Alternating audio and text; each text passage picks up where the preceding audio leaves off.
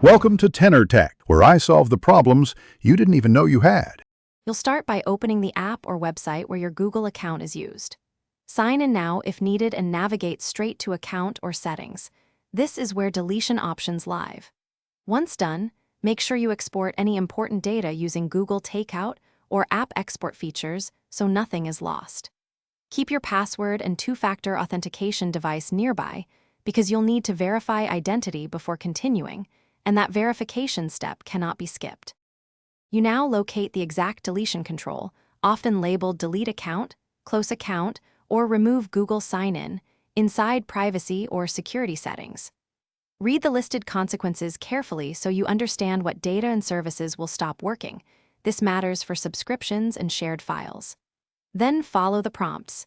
Enter your password, approve the two-factor check, and confirm via any verification email or SMS. These steps prove you're authorized and prevent accidental or malicious removals.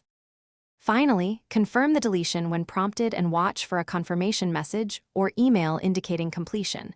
Note any short recovery window if provided. After confirmation, sign out of all devices and revoke Google access for linked apps to fully sever the connection.